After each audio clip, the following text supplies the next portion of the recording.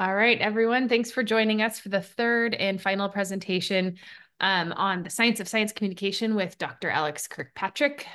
This is a rescheduled meeting, but it is now the third in our series, and we'll be distributing the recordings for all three shortly, so you're able to share with your colleagues as needed. So I'm going to turn it over to Alex, and go ahead and take it away. Okay, thank you. Hello again to my returning audience. For those of you who weren't here for my other presentations, I'm Dr. Alex Kirkpatrick. I'm Science Communication Specialist at AgAID and the Centre for Sustaining Agriculture and Natural Resources. I think you can view my previous presentations through AgAID's YouTube site, but we're going to upload these again and send around a flyer as well with links to those old ones. And this time around, I'm going to try and answer one of the most common questions I answer as a science communication scholar, and that's, who are you and what are you doing here? I encourage you to interrupt and ask questions in the chat along the way, or else you can wait till the end when I've left a chunk of space where I can try and answer some questions. However, it's a research presentation, so it's kind of unidirectional, so difficult to build in participation as such. But if you have a burning question, then just go ahead, drop it in the chat or try and interrupt. That's absolutely fine. So science communication scholars tend to come in sort of two flavors, I feel. On the one hand, there are those practical PR-focused strategic science communicators and science writers who may emerge from a more corporate or organizational communications background. And then there are the introverted weirdos like me who are more philosophers of science and media theorists. We either take a more sociological or psychological social science perspective, and our work is intended at least to provide the data and research that ultimately helps to inform strategic science communication efforts in a perfect world. Although I'd argue that perhaps empirical data is kind of underutilized a lot in science communication. So what does a sociological or psychological perspective look like? Well, I come very much from the dialogue over deficit camp. Basically, that means in my work acknowledges the fact that science is given meaning through dialogues and polylogues and is shaped by culture, policy, psychology. The alternate view is that science communication follows a transmission model or a deficit model whereby the focus is translation and emitting scientific information downstream from paternalistic science to ignorant public, didactic, hierarchical, little concern for context, politics, socioeconomics. But I and most other science communication scholars nowadays contend that science learning happens not when audiences are passive and just receiving information, but when they're engaged to interact, experience, and mentally elaborate to form their own meanings. You can't achieve those outcomes if science communication ignores context and avoids engaging in the politics of science and technology, with ideology, with culture, and all the things surrounding science that are far more important to non-technical publics than receiving raw scientific information from scientists. Dialogical approaches imply that science must learn to listen as well as emit as a tactic, and understand where their information is going and how it's processed by individuals and society as a whole. And that's kind of where my research sits. And I introduced this at the beginning of most of my presentations. So I'm a bit of a mad evangelist for dialogue over deficit. So we have limited time here, so I'm trying to remain focused on my most impactful works to date and works from which I think you might be able to get something useful and actually build it into your own practical communication strategy. So I've kind of boiled it down into a couple of main thrusts: information and misinformation sharing about techno-scientific threat, and media, the media system, and the diffusion of AI innovations and related policies. And I've left a little bit of time for a Q&A. So first off, I'd like to address the so-called infodemic of low quality or outright fake science information in our environment. As COVID-19 and climate change mitigation continue to illustrate, digital information, disinformation, and misinformation sharing in our polarized world has real impacts and costs lives. There's really no way to talk about the science of science communication nowadays without acknowledging wider context. And that means acknowledging the prevalence of fake science, pseudoscience, and anti-science, particularly online. Note that pseudoscience is like magic crystals, Freudian psychoanalysis, or astrology, sort of BS packaged as empiricism. Meanwhile, anti-science is an attack on the credibility of science, scientists, and their institutions. Think Tucker Carlson and his sort of incessant personal attacks on Anthony Fauci or the EPA. Meanwhile, disinformation is willing, deliberate misinformation of the type spread by nefarious foreign and domestic agencies and groups. Think about the 2016 election and Russian bots on Facebook. That would be deliberate misinformation, thus disinformation. Misinformation alone is probably the most problematic because it's something accidental and something that actually science often generates itself through dodgy methods or poor peer review processes or poor translation or indifference to context. So communication strategy requires an understanding of audience, their information environment, and your competitors.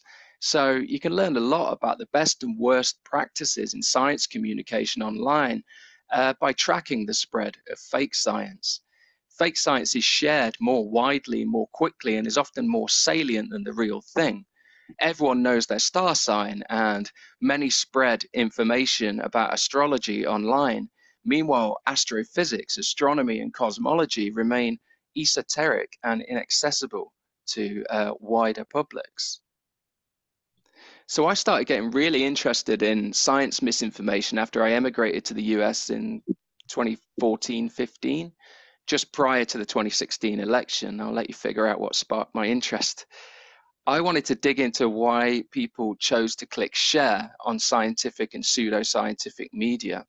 Lots of studies now support the observation that misinformation spreads fast, where accurate science does not.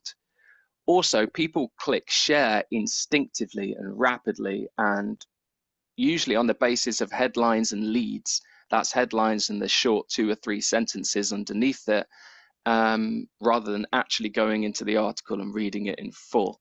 And that's across all domains, including science. There could be countless reasons why that's the case, countless independent variables at play. Only a fragment of it is down to the legibility or translation of scientific concepts, which is really why that perhaps shouldn't be the main thrust of science communication efforts.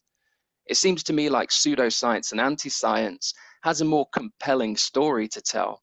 Conspiracy is very concrete and firm in its assertions. Conspiracy adds systematic certainty to the unnerving chaos of reality.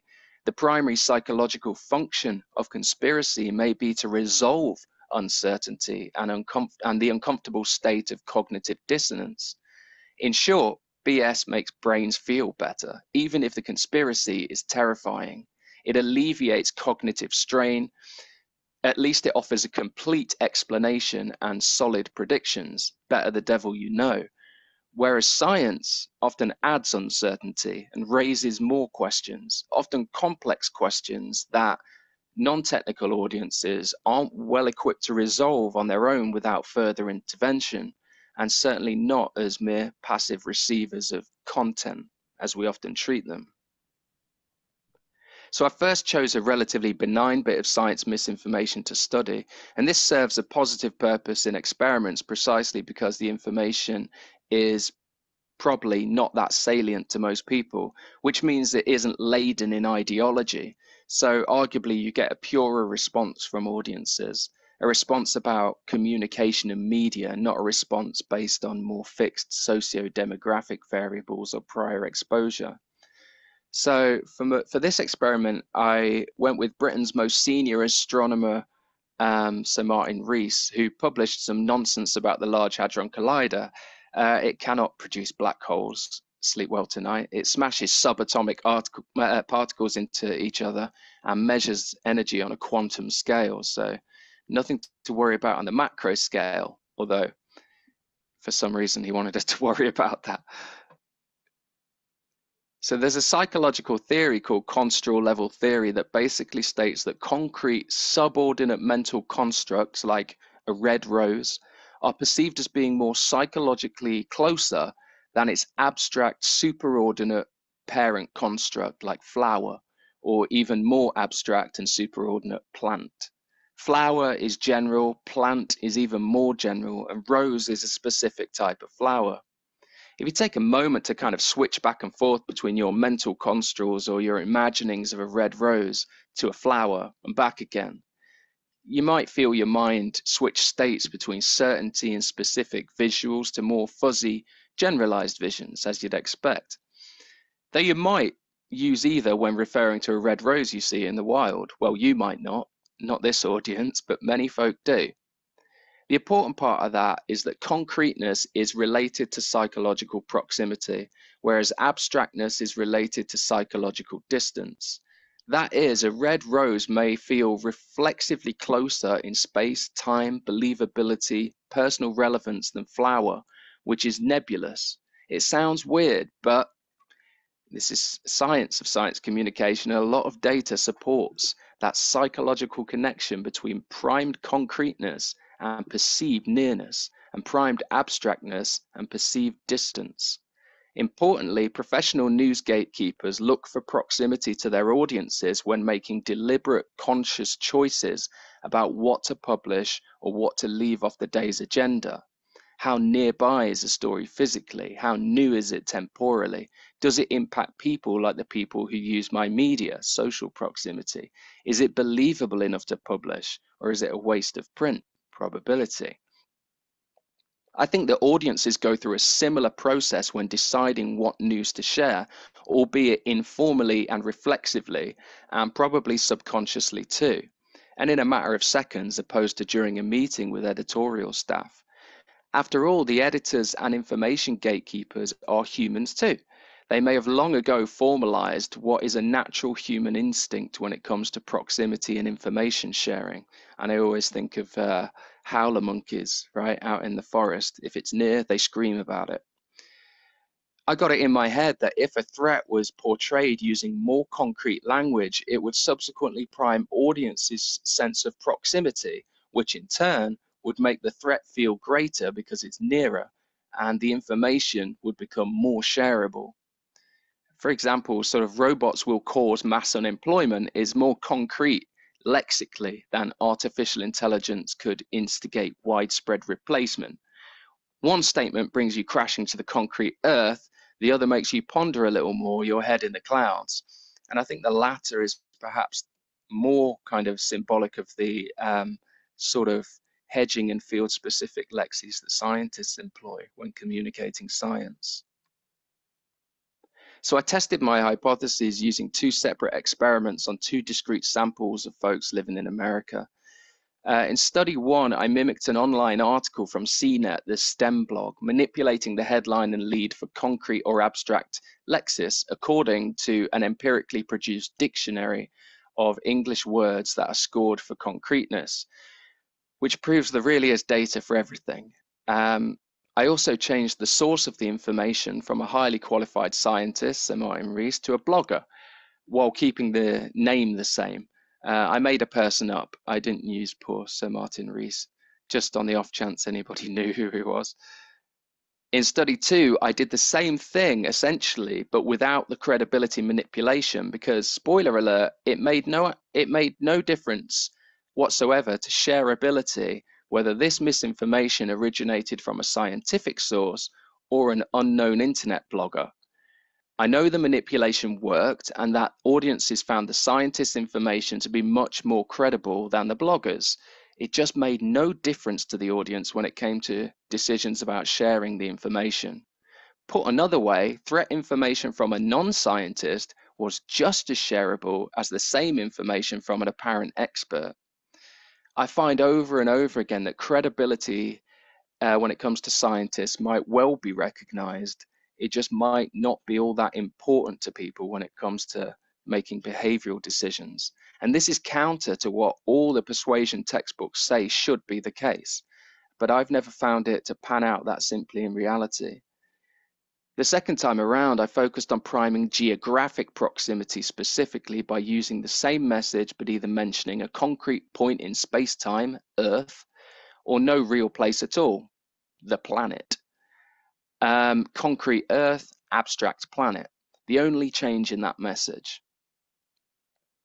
And I found in both studies that concrete language did prime a sense of psychological proximity to the threat. Just using concreter terms with the same ultimate meaning as abstracter terms made people feel that the threat was nearer in space and time, more realistic, and more relevant to people like them. We are priming the parts of the brain that deal with variability, probability, and immediacy when we're priming proximity. In the second study, I found that just mentioning Earth, as opposed to the planet, was enough to prime the audience to perceive the threat as being geographically nearer. And I see this crop up in other studies as well. Just using concreter language can make people's quantitative geographic perceptions change. In both cases, this prime proximity was related to greater intention to share the misinformation with others. Again, I draw the comparison between proximity as a news value and psychological proximity as a subconscious information filter. And proximity was also associated with greater threat, as you'd expect. Nearer threats are more threatening than faraway threats. You want to worry more about the wildfire in your garden than you do about the wildfire in Australia, perhaps, assuming you don't live there. So they're more worth talking about when they're nearer, just like in the news. In both experiments, I found a double mediated effect, which is dangerous really because these experiments show that threat misinformation might be shareable based on linguistic specificity alone, something we aren't good at in the sciences, right? Linguistic specificity. A lot of jargon and hedging still reigns in the scientific lexis, and we aren't the most blunt and straightforward group in how we communicate, whereas sometimes perhaps we should be. More positively, this suggests that if you want to stoke information sharing around a threat like heat stress on crops, you might benefit from attempting to localize that threat, humanize the threat, make it nearby, make it real, make it socially relevant here, now to you and people who look just like you in full technicolor, using concrete, pointed language instead of all that jargon and outdated linguistic hedging. But it only works for information sharing as far as I know, okay? If you want to stoke different behaviors, you might want to take an abstract approach. For example, the abstract brain is where we make planning decisions about our future behavior and we consider desirability. So if you want to suggest adaptive behaviors or mitigation, you might benefit from selling the abstract sunny future, the benefits to the whole, the group, the nation, rather than the individual. But if you're selling threat, oops, back I go. But if you're selling threat, you want the concrete. So threat, concrete, abstract, efficacy. Lastly, a word of caution, and probably the most significant finding is in experiment 2, I found that misinformation was more likely to be shared because of perceived threat by those who thought they knew a lot about science. In other words, people who were really confident in their ability to understand science were more likely to share fake science. Lots of literature emerging on that too. It's called the Dunning-Kruger effect. As intellectual confidence goes up, objective understanding seems to go down. That old adage, an intelligent person knows they're a fool, but the fool thinks themselves intelligent. A germane message perhaps for an audience of scientists, right? Humility has real utility. So I started this study after collecting the first round of data in that last study, and this is me veering off to better understand the effects of credibility on information sharing. Why was information or misinformation just as shareable regardless of scientific credibility, even when the credibility was acknowledged? When does credibility count for anything? Well, as with all of my work, it comes down to context, as all things in the dialogue models of science communication do. Before COVID-19, those sunny days back there was MMR vaccines for the anti-vax movement to group around, and this interested me.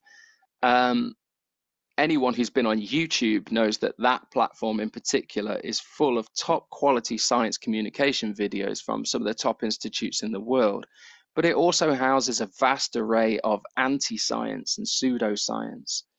So vaccines and YouTube seemed a good context to take another look at credibility and framing in a completely different context. It was becoming obvious from my literature reviews that credibility, much like distance itself, isn't really objective at all. It's subjective. Having a PhD does not make you clever in everybody's mind, right? Your credibility and qualifications are a matter of context and subjective perception. This time I examined the process through prospect theory. Basically, prospect theory has it that the prospect of loss is far more influential to human behavior, like information sharing or threat avoidance, than the prospect of gain. If it bleeds, it leads. That you might lose your job if your boss buys a robot is more shareable news than you might earn more money and be more productive if your boss buys a robot. AI that helps is probably less shareable news than AI that hurts, based on my understanding of information systems and human psychology. As for credibility, I think expertise buys you a little credibility, but probably only when speaking on certain things. Specifically, scientists are expected to talk abstractly, scientifically, according to our social stereotypes. Meanwhile, your friends and neighbors are probably more trusted sources to talk to you on a narrative, emotional level. They are socially more proximal and so permitted to talk in a proximal manner, whereas scientists are generally more socially distant to most people and less inclined to try to bridge the social gap and appear relatable. And we call that construal matching, meeting psychological expectations, essentially, causing no dissonance. Conforming to stereotypes can actually be a shortcut to persuasion in some contexts. For example, I had surgery recently and I didn't fully comprehend everything the surgeon said to me in consultation, but they looked the part. So go ahead, chop me up, doctor. I trust that I'll wake up. And trust was the key there, not understanding. I'm still not entirely sure what they did to my body, but it seemed to work well and I was willing to let them do it. And that's why we put such a high price on trust in science communication rather than understanding or knowledge. So I had the opportunity to lead a team of health communication researchers on this project. And the study took the form of another media effects experiment. This time, we created a series of YouTube videos starring one willing volunteer, each slightly different from the others. No misinformation here. I didn't think that was really safe when talking about MMR vaccines in children. So this is all factual evidence about the risk of childhood MMR and vaccine refusal. So either the losses from non-vaccination or the gains from vaccination were emphasized. The speaker was either wearing a white coat and a stethoscope or not. And that's the classic heuristic for expert, right? The mental shortcut for expert. And they either framed the information within a narrative context or within a statistical one. The analysis of 3 factors with multiple levels is complex, but basically what we found was this. First, loss framing was more effective at priming threat than gain framing, which in turn, the kind citizen, having been threatened ever so slightly, shares the information about the threat with nearby others. In general, this effect was more potent when an apparent expert, or simply a bloke in a white gown with a broken stethoscope, I found, delivered the information. It didn't say they were a scientist or a doctor, versus the same person with the jacket off, saying the exact same thing in the exact same way, filmed from exactly the same angle. Jacket on, jacket off. Interestingly, there was a 3-way interaction between all of these conditions. Pay attention to the right-hand side of the screen there. It turns out, like we'd hypothesized, experts are more potent when giving statistical evidence of loss versus non-experts who are most potent when relating through narrative. Jacket on, jacket off, completely different story. Remember, again, I can't emphasize this enough, the only difference was the jacket on. We didn't say they were a doctor or an expert in any way. We just implied it through clothing, literally. That's how powerful stereotypes are to human cognition and information processing. And that's probably one of the reasons why too many police officers are too quick to fire on non-white people, right? They are operating on instantaneous heuristics and mental shortcuts. That's what a stereotype is, a shortcut to mental processing of a human entity.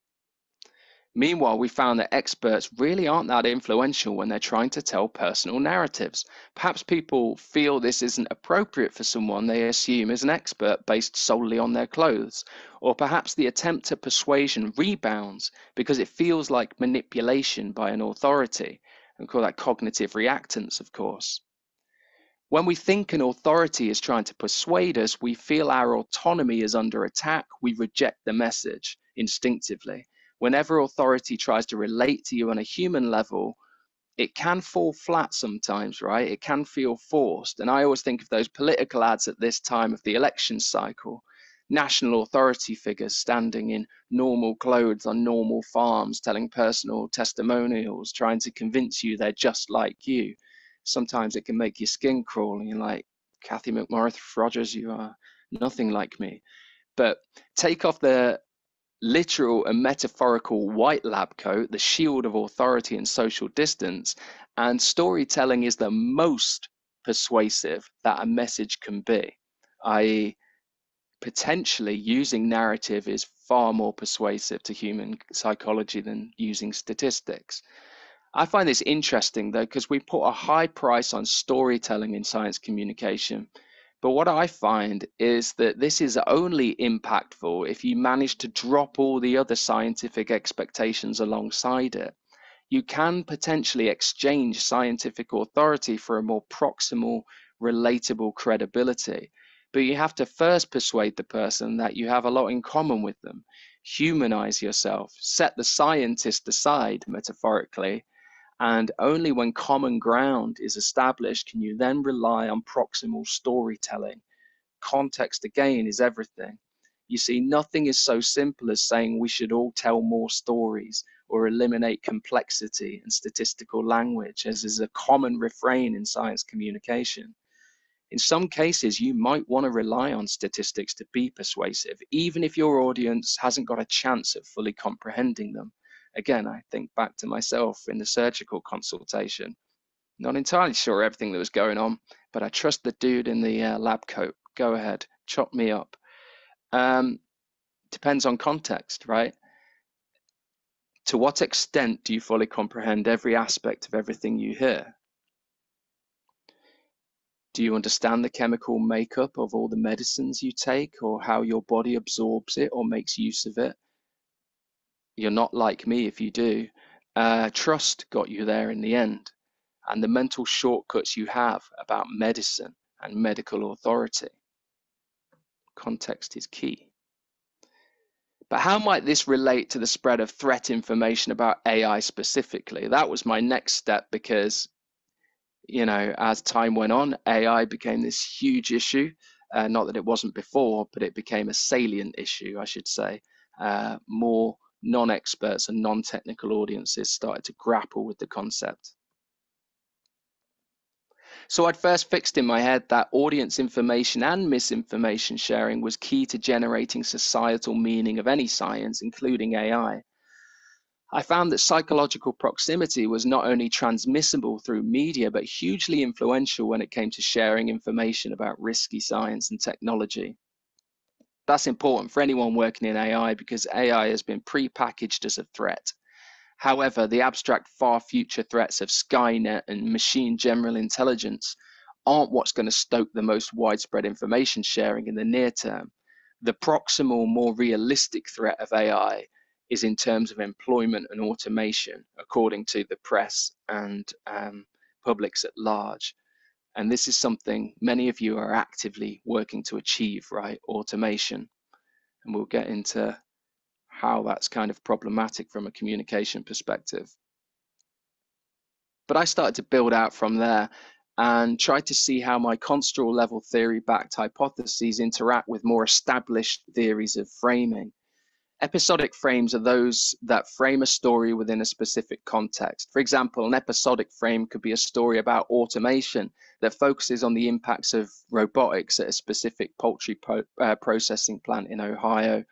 Meanwhile, a story that focuses on the big picture of susceptibility to automation across the entire US poultry sector would be thematic. Theme versus episode, superordinate construct versus subordinate context, abstract versus concrete, far away versus nearby. Do you get where I'm going with it? So going on theory alone, I thought that episodic frames should prime proximity due to their specificity versus thematic frames that are broader and more general. However, construal level theory is a new theory and so has unresolved inconsistencies. As my last study suggested, messages are most persuasive when construals match. In the unique case of AI and automation, the topic probably wasn't as salient, tangible, and nearby as a concept like drought or wildfire, especially in 2021 when this data was gathered. AI comes pre-packaged as a futuristic threat. The concept of AI is itself very abstract. Arguably, AI is already stereotyped quite heavily as well. Heuristics have been constructed by the media. That's why people in the media and publics often can't go a few minutes without mentioning Terminator when talking about AI and robotics, right? Because that's a pre-established heuristic that got there well ahead of any of your science on the realistic state of AI. So I took a punt there with AI at this stage in a world as it was before ChatGPT. The abstract threats probably more matched audience perceptions of AI than concrete threats to themselves. Looking at it in another way, it might not have been thoroughly convincing to the non-expert that they might interact with AI at all or robots in the workplace. So why feel threatened about it? The construals don't match. AI belongs in my abstract brain, in the cinematic images, not here now in my local environment. And this is someone else's problem for now, and definitely other people's problem in the future. And because it's me, I wanted to keep replicating my finding that psychological proximity is transmissible through media and could be the heart of threat information sharing and misinformation sharing. Here, the media either emphasize the risk to the individual using pronouns like you or society more broadly, the concrete nearby you versus the abstract canopy us, episodic person, thematic, social, context, society. And I also manipulated the media for lexical certainty as well. This will happen or this threat may happen. So, whether or not the economic predictions of media were certain or less certain had absolutely no impact on social proximity or the degree to which a person felt like AI was relevant to people like them. This is a fairly common finding. Publics tend not to consider probability too much. We call it probability neglect. That's why climate statistics aren't as persuasive as perhaps they should be. And in this case, the linguistic certainty of economic predictions didn't mean anything to the reader when it came to psychological distance perceptions, threat, or information sharing. May happen versus will happen versus could happen, not important to the reader, apparently, in this context. Also, framing episodically did not impact social proximity. The you, the nearby episodic construal, is still the most socially proximal thing to your psychology. But what construal level theory doesn't take into account is psychological reactance. The closer you frame things to home, the more you speak to the individual, the more the individual is primed to become suspicious of an attempt at persuasion. And they outright reject a message if they suspect their psychological independence is under threat. Back to those overtly personal and persuasive political ads that we mostly reject, right? Another possibility is the third person effect. People never think things will happen to them, or that the media has an effect on them, or that AI will touch their lives. Things are always more likely to happen to someone else, to the human psychology. It's a common phenomenon. I'm sure there are many of you who don't think themselves susceptible to persuasion, yet you are persuaded all day long. I know when I was a young sort of teenage soldier in the British Army, none of us ever thought it was us who would get injured.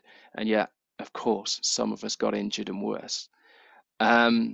People don't see and feel AI in their workplaces yet, maybe, or they didn't at the time. So it must be someone else's problem, if you believe it's a problem at all. Whatever the reason, we call that a boomerang effect. You try and sell proximity, they buy distance. Message rebounded.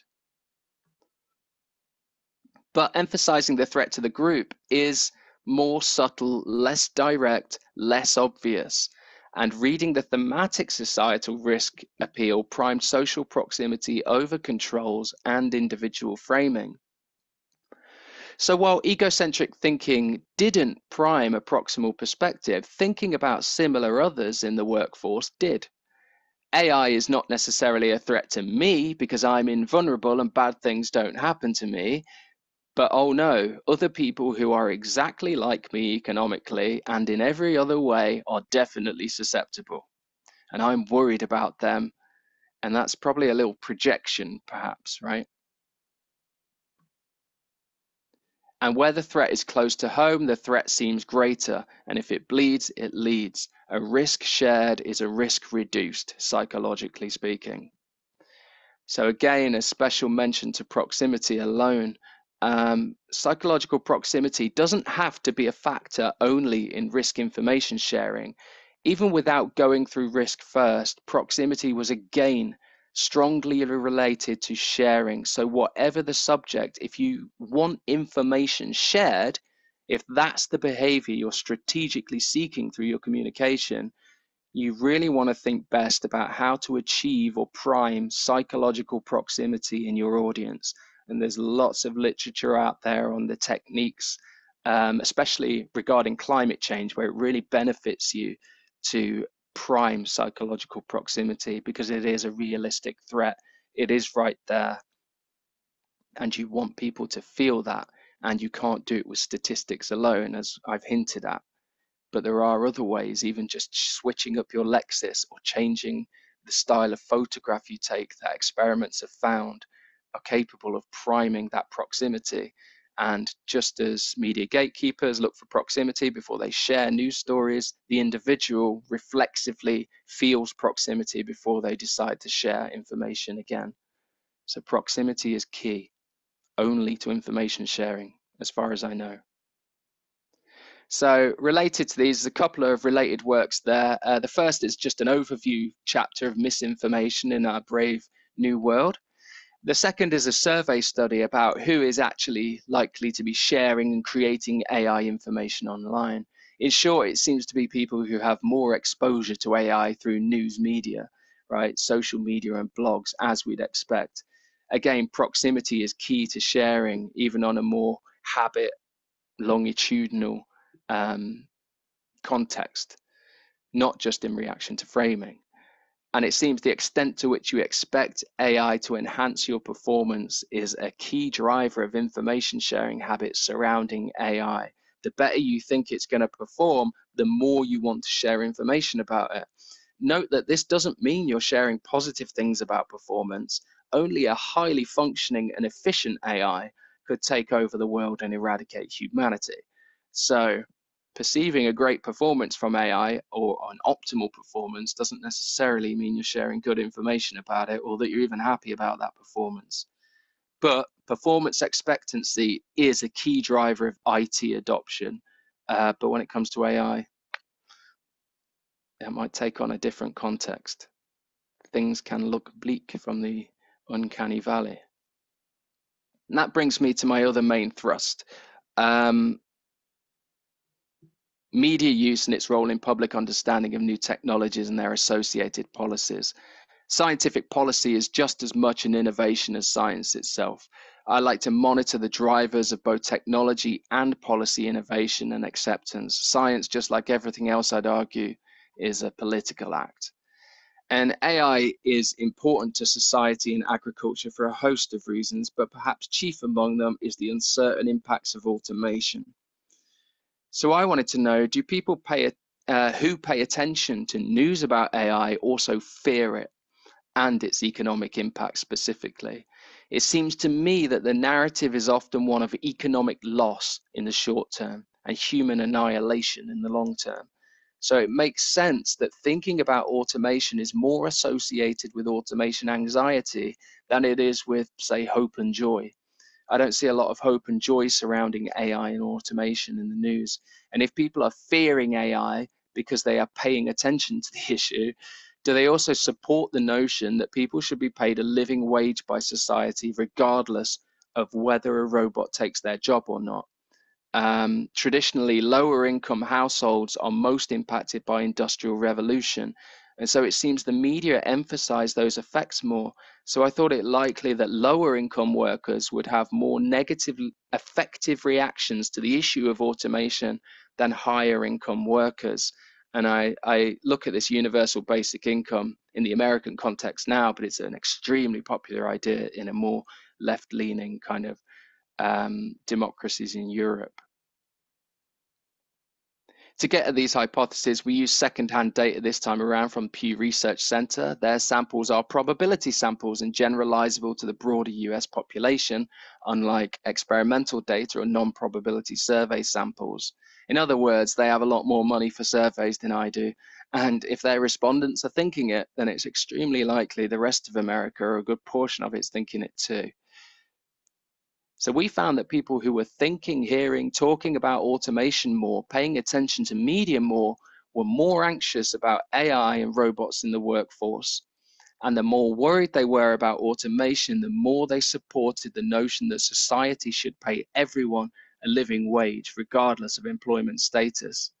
Andrew Yang ran on universal basic income when he ran for the Democratic primary, whatever you call it, a few years ago, the presidential, he wanted to become president, didn't do very well. This is important for us at AgAID because we can't avoid having people think about automation. But when we do, we likely prime some anxiety as a consequence. We enhance anxiety and diminish trust in AI simply by raising the issue, probably by extension, trust in AI science. Because we're not addressing the risk, we're just priming them to think about it. Science communication is political communication. It's very tough to dampen the negative effects of thinking about and seeing robots. That makes strategically communicating the science of AI really, really tricky. Very often, you won't have much positive impact from revealing your research to the public, but you are duty bound to do so, especially if what you're working on is a risky technology, which all AI is. People deserve to know and to have a say about science that affects them. So perhaps the real question is, are you lessening the heuristic and negative effects of public engagement with AI and images of robots? From my research, importantly, the relationship between awareness and anxiety is stronger among low-income workers, as we'd guessed would be the case. In other words, those more aware of automation who earn significantly lower than the mean income are the most worried about the impacts of AI and automation. A small margin, but a statistically significant one in this large probability sample. This could mean that the conversation focuses on lower income jobs, which, leafing through the daily newspapers and when they talk about AI will kind of colloquially tell you that's the case. Or perhaps that higher income workers are sleepwalking into the fourth industrial revolution, which is also probably true. There's no appropriate or inappropriate level of automation anxiety. We simply don't know the long-term consequences of AI on industry. But if you have less money, you are more likely to worry about AI the more you see it or think about it. Although this work here managed to get published first, it was an extension of the previous study. This time around, I wanted to take a specific psychological process with measures I could control. So getting a representative sample wasn't really necessary. Plus, I'm not funded like Pew Research Center, so that excuse works really well for me financially and with peer reviewers.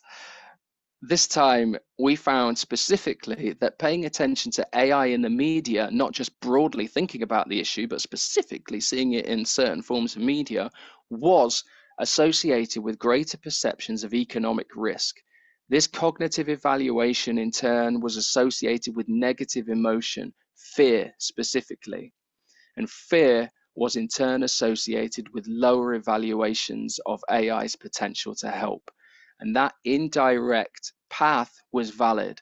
The more you see or experience AI and robotics in the media, the more risk you perceive, the more fear you have, the lower your expectations for AI and its performance. And of course, performance expectancy is a key driver of adoption in AI. So the media may be working against anyone who's trying to persuade the adoption of AI. And just like the first survey, we found that the effects were more pronounced among lower income workers. Note again that performance expectancy, yeah, it's key. But again, fear is, it's because of economic insecurity more generally, right? If you earn significantly lower than the mean average, then you have more of a negative emotional connection to economic risk. What the graph is showing is that fear was more strongly related to lower evaluation among lower income people. Meanwhile, the association diminished into insignificance for more wealthy folks. Essentially, fearing AI's impacts didn't really lead to lower evaluations of the technology among higher income workers, but emotion, fear, is a significant factor driving the perceptions of lower income workers. Again, evidence that income seems to provide a sense of security when it comes to AI. But if you aren't earning as much as everyone else seems to be, then you're probably reacting negatively to AI on a cognitive, affective, and behavioral level. So how do we engage lower income folks and address those fears with transparency? Well, not in the same way that we communicate AI to those with lots of money, that's for sure. Answers on a postcard, I don't know. All I know is that context is everything, and there's not a lot of people researching this kind of thing at the moment, although there is more than there was a few years ago.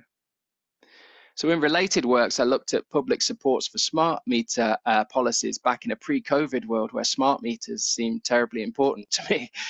It was important to me at the time because of all the electromagnetic radiation conspiracy theorists out there. Basically, a disturbing amount of Americans think that smart meter diffusion and associated policies to support their diffusion were a government ploy to give us all cancer. For what aim, I don't know. But the pesky feds, right? And others were just confused by electromagnetic radiation. I think the word radiation stokes fear in people, thinking it could be carcinogenic, or not appreciating that we're essentially talking about long wavelength radio waves. Again, diffusion was partially influenced positively or negatively by the existence of misinformation and fake science online. In this case, anti-science too. And we even see this with the 5G towers. I don't know if it's similar. I think it's similar in America, but certainly in the UK, we had some questionable folks attempting to blow up these things for fear of the radiation that they cause. Again, radio waves we're talking about. You get worse radiation from a minute of sunlight. And that's just about it for now. If you seek me out on ResearchGate or Google Scholar, you'll find more published work of mine concerning more health risk communication in particular, but hopefully more coming soon on the areas that I think you'd be rather more interested in, concerning artificial intelligence and how to communicate about technology policies in particular. And that's it, a whistle-stop tour of my research, or the bits I thought you'd care about anyway. So is there any thoughts to offer or questions to ask? I'll gladly try now.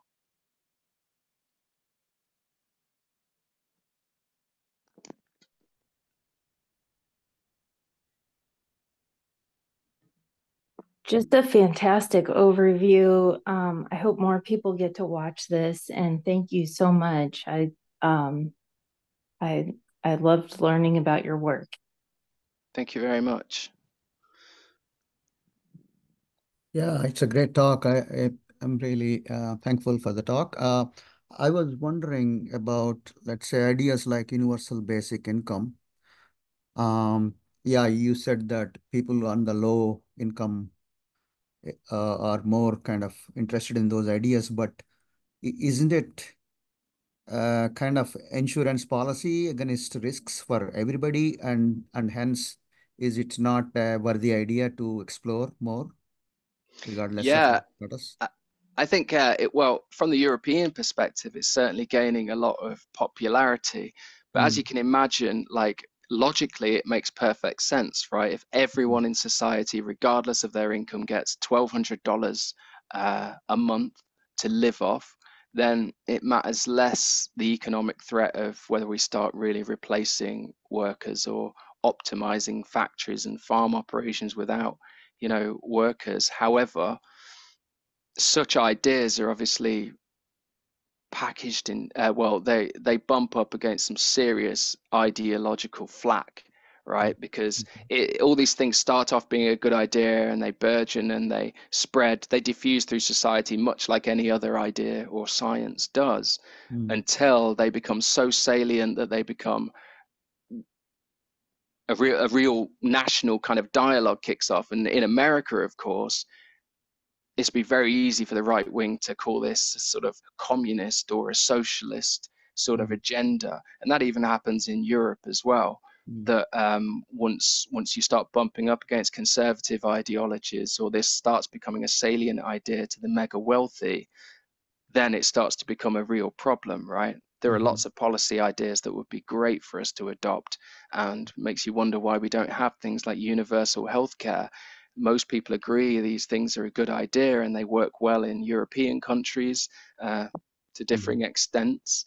But the problem, even in Britain, where I come from, the problem is we don't get to fund it or operationalize it to the extent we could, because eventually you bump up against mega wealthy, mega powerful people who, for whatever ideological or personal reasons, do not want the spread of wealth, you know. mm, And so, and that's kind of where I like to look, where science becomes policy and where policy becomes salient to all people, because the meaning of a science and the meaning of AI and automation changes with time and context.